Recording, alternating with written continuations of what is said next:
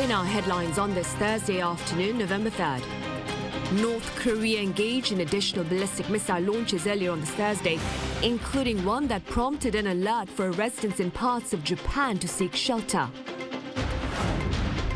Meanwhile, people in South Korea continue to seek makeshift memorials to share their sorrow and support amid the Itaewon tragedy that took place last Saturday. And the US Federal Reserve has approved yet another giant step by raising its key rate by 75 basis points as it hopes to rein in soaring national inflation.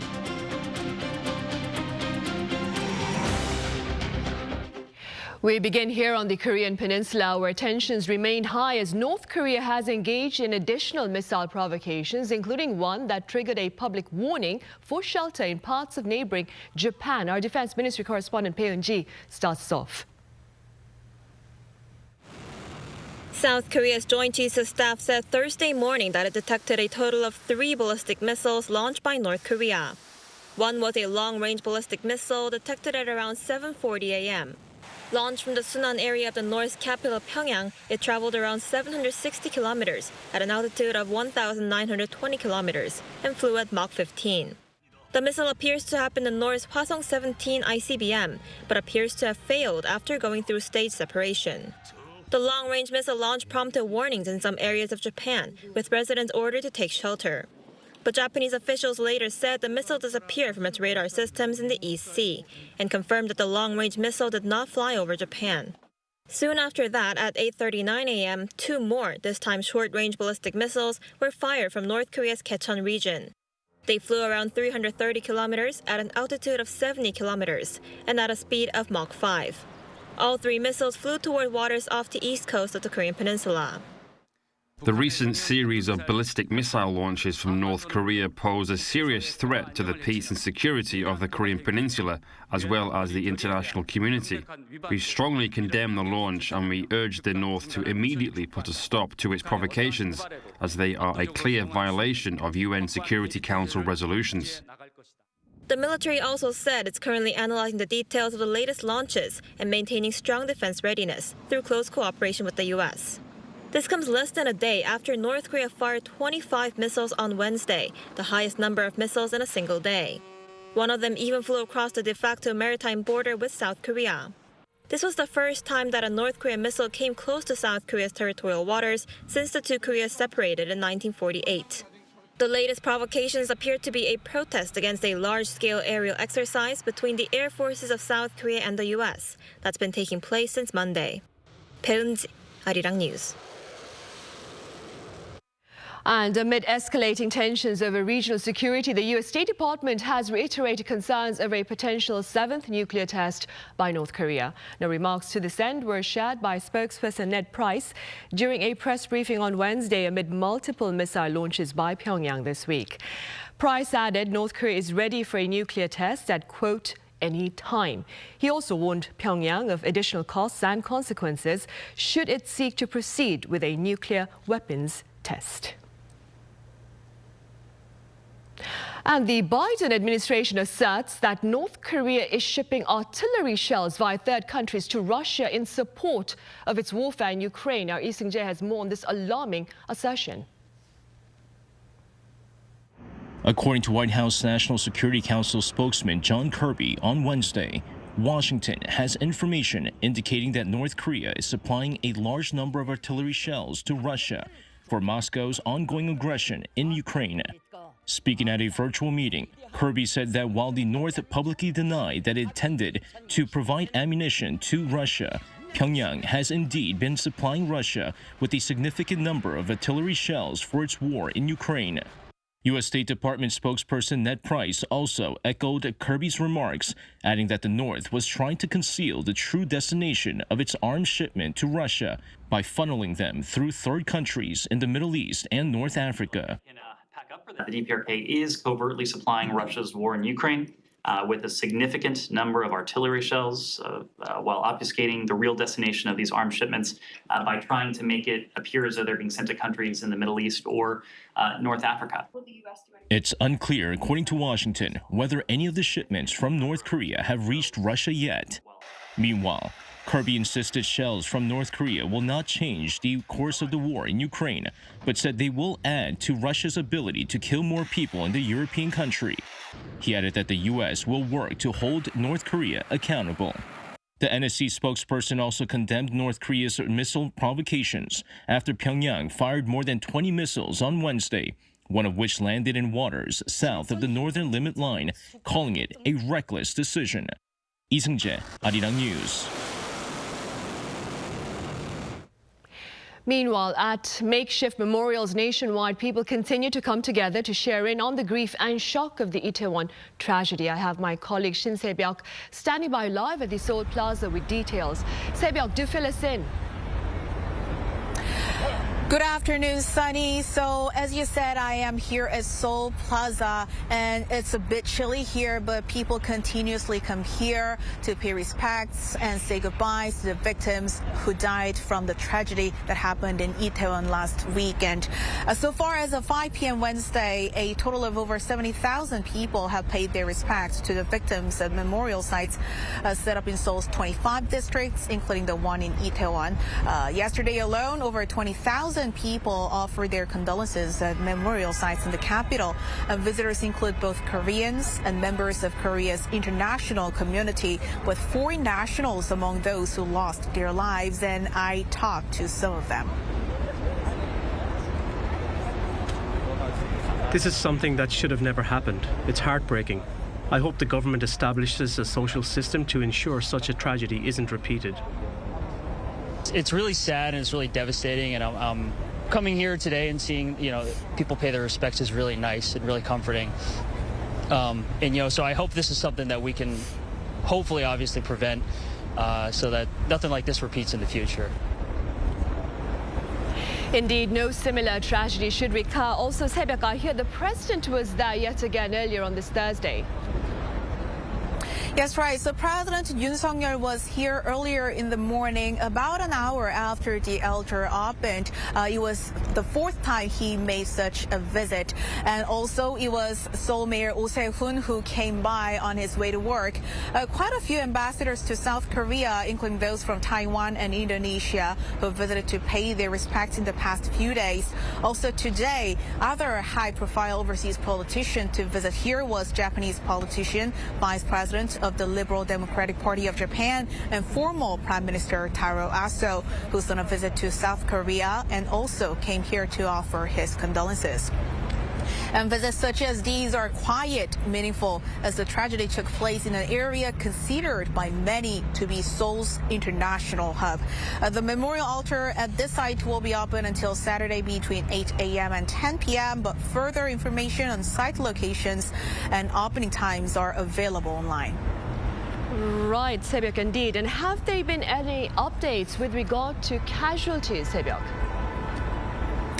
Well, as of early morning today, the death toll remains unchanged at 156, and the figure includes some 26 foreign nationals. And of the fatalities, nearly two-thirds are women.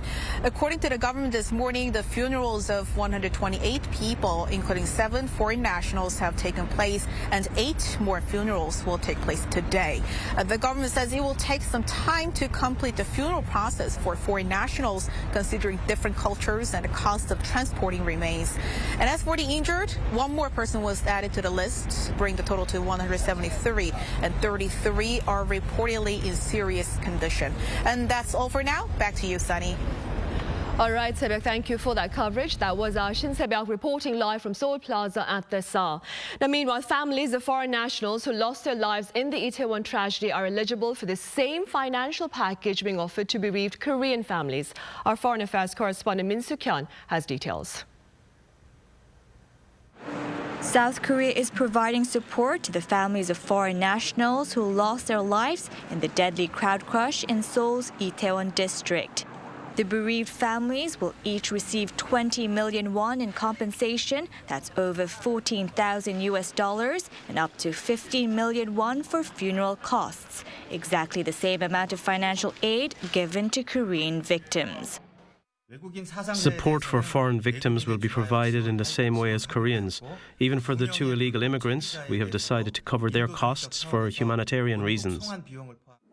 Family members traveling to Korea will also be eligible for lodging expenses of up to 70,000 won, or roughly $50 a night. And to apply, they'll have to fill in an application form, submit a death certificate from the hospital, and hand in their bank details. Applications can be made at the Yongsan-gu District Office. Once applications are filed, payments will be made after document review by Seoul's Foreign Ministry and the Korean Embassy in the applicant's home country. An official from Seoul's Foreign Ministry said that the families have all been assigned a public official to help them with funeral preparations and arrangements. So far, a total of 26 foreigners, including nationals from neighboring Japan, China, and Russia, have been killed in the surge of crowds Saturday night. As of Wednesday, 4 foreigners are being treated at local hospitals, while 16 others have been discharged. Min Suk-hyun, Arirang News.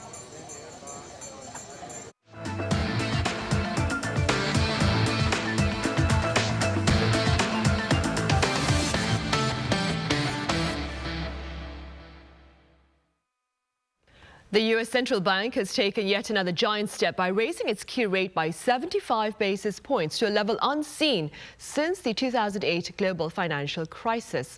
What's more, the bank's head, Jerome Powell, claimed it was premature to think about pressing pause on rate hikes. Our Kim Yo-sun has more on his remarks and their repercussions. The Fed announced its 4th consecutive 0.75 percentage point hike in interest rates, stepping up its fight against 40-year high inflation in the country.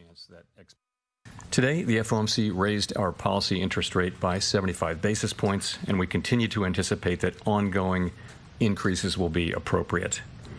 We are moving our policy stance purposefully to a level that will be sufficiently restrictive to return inflation to 2%.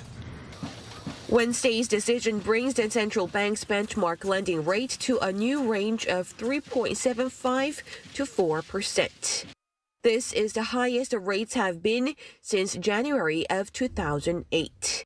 The rate, which was near zero in March, has jumped 3.75 percentage points since then. Fed Chairman Jerome Powell warned that taming severe inflation will likely require even higher interest rates than he had predicted just 2 months ago. He also indicated that the bank expects rates will reach 4.4% by the end of the year and won't start coming down until 2024. It's very premature, in my view, to think about or be talking about pausing our rate hike. We have a ways to go. Our policy, we need ongoing rate hikes to get to that level of sufficiently restrictive. Responding to the Fed's announcement, U.S. stocks tumbled Wednesday with the Nasdaq Composite dropping by 3.36%. The Dow Jones Industrial Average and the S&P 500 both slid 1.55 and 2.5% respectively. Kim Yo-sun, Arirang News. Here on the local front, Finance Minister Chu Kyung-ho presided over an emergency meeting with ministry officials earlier on this Thursday to assess the broader implications of the U.S. Federal Reserve's latest rate hike. And according to details of that meeting released by the Finance Ministry, there has been a general consensus that the Fed's latest move looks to aggravate global economic uncertainties. Accordingly, authorities for that part have vowed to be more vigilant. The meeting also touched upon the potential economic impact of North Korea's flagrant regional security violations. Korea is currently hosting its investment promotion event amid findings that the country managed to attract a remarkable amount of foreign direct investment last year, despite rampant economic challenges worldwide. Our senior finance ministry correspondent Ji-young reports. Despite uncertainty in the global economy, South Korea in the first 9 months of this year saw more foreign direct investment pledges than ever before. Last year's investment pledges from overseas also hit an all-time high, recording $29.5 billion, up more than 42% on year. So will this upward trend continue? The level of interest seen at Invest Korea Week 2022 hints that it will. Global companies invest in all semiconductor fields to strengthen cooperation with Korean companies. And recently, various companies have announced plans to invest in Korea not only for manufacturing, but also for R&D. The annual 3-day event held in Seoul is the first face-to-face meeting of its kind since the start of the pandemic, with some 300 companies from home and abroad exploring investment opportunities. Invest Korea Week 2022 shows South Korea's attractive foreign direct investment environment and opportunities in key high-tech industries, particularly in batteries, biotech, and chips. An official at IBM says it already has a strong relationship with South Korea, with many of its chip products being manufactured in the country. He added, with its national strategic initiatives, the U.S. is actively looking for more partnerships with South Korea.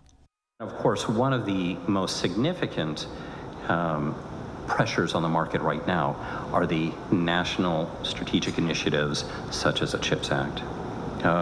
This is causing both challenges in the short term around how to manage a shift in sourcing and in partnerships towards friendly countries away from traditional legacy partners.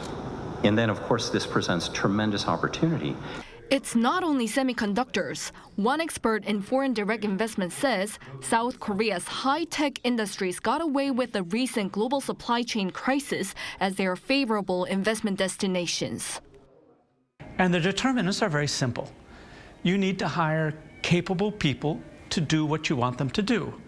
And in Korea, there's quite a lot of well-educated workers, and workers who are disciplined and can show up on time and do what's necessary and learn new skills. So the people is a big thing. You need a reliable infrastructure to get things in and out, and Korea has a very good infrastructure. And lastly, you need to have a government that you can trust. And Korea does have quite a good system of rule of law and reliability. The Trade Ministry says recently South Korean firms have announced $1 trillion worth of investments in various future industries, ranging from electric cars, semiconductors, AI, and batteries over the next 5 years. The government says it'll actively support foreign investors and reform any unnecessary regulations. 엄지영, Arirang News. In the sports arena, Tottenham Hotspur star and national team captain Son Heung-min is undergoing surgery for a fracture around his left eye. Now, this is according to Tottenham on Wednesday, a day after Son sustained the injury during Spurs' UEFA Champions League match against Marseille. Now, no date for Son's return has been revealed, casting doubt on whether he'll be able to represent South Korea at the upcoming World Cup in Qatar. South Korea's opening match against Uruguay is scheduled for November 24th.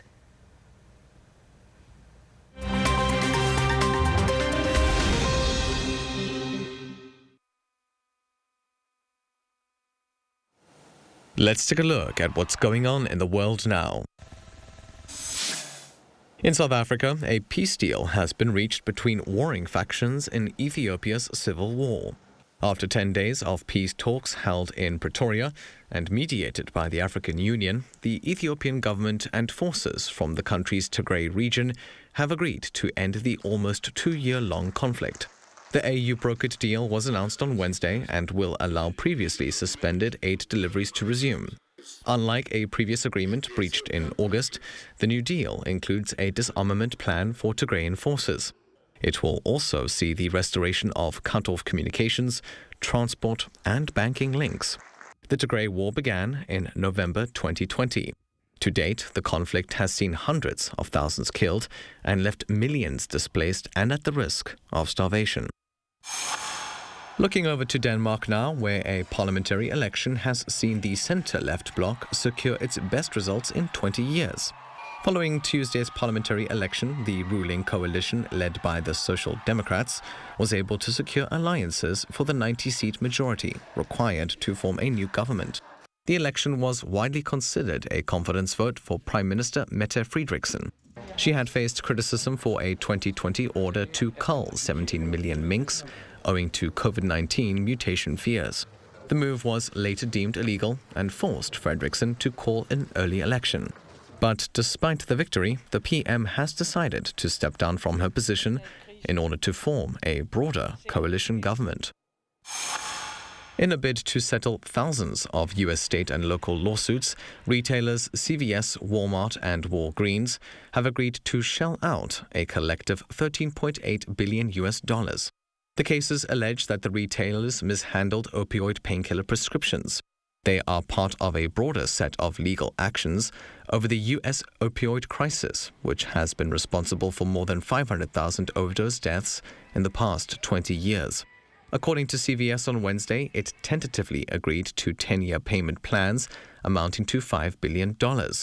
Walgreens, meanwhile, will pay $5.7 billion over 15 years. And Walmart is likely to pay most of its $3.1 billion settlement upfront. In order for the cases to be fully settled, enough states, counties, and cities need to agree to the terms put forward. And in our final story, 5 lions in Australia broke out of their enclosure for a short-lived escape. During the early morning hours of Wednesday, a male and 4 lion cubs got out of their enclosure at Sydney's Taronga Zoo. The escape was made possible by what the zoo called an integrity issue with a containment fence. The breach prompted the zoo to activate emergency protocols, relocating overnight visitors to a safe location. Now, despite getting out, the lions were still isolated from other parts of the zoo by further tall fencing. The lions have since been returned to their enclosure.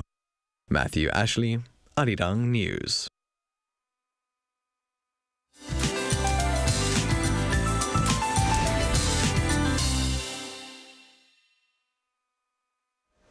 As a cold air mass pushes southward, it's getting dramatically colder. The high in Seoul only reached 12 degrees, 6 degrees lower than yesterday. And tomorrow morning, the capital will see the coldest temperature of this season, dipping down to 0. And feels like temperatures will be 2 degrees below 0, so please stay healthy and warm to protect yourself from the sudden change. And the air quality will be good throughout the day. And northern parts of inland regions in Gangwon-do province might see some drizzle, while mountainous areas of Gangwon-do province will have scattered snow later today. And overall, partly cloudy across the country, ice or frost is possible. Highs will be 2 to 6 degrees lower than yesterday, hovering around 12 degrees in Seoul, 16 in Daejeon, and 19 in Daegu. And temperatures are set to go below 0 for many inland regions on Friday and Saturday, marking a new season low. So please take extra precautions to prevent fires, especially with a combination of dryness and windy conditions. Now, let's take a look at the worldwide weather conditions.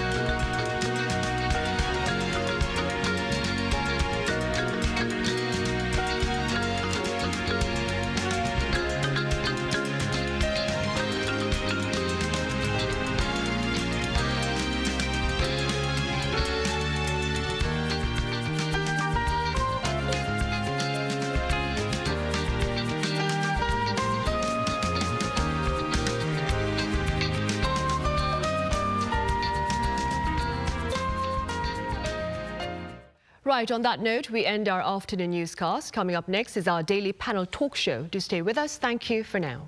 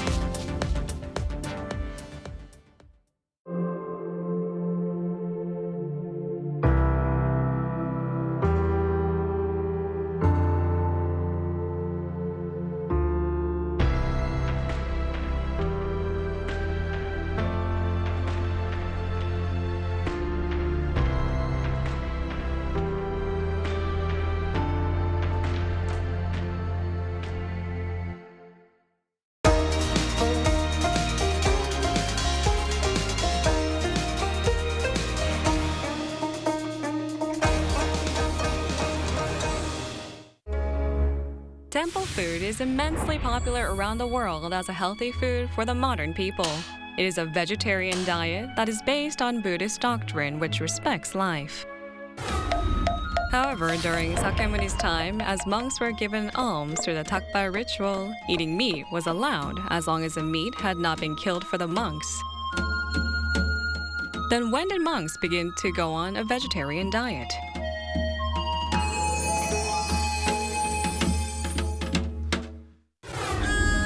In 1st century BC, monks observed Vasa, an annual retreat that took place during the wet season, during which monks remained in one place, for its royal family and the wealthy class provided monks with temples and lands.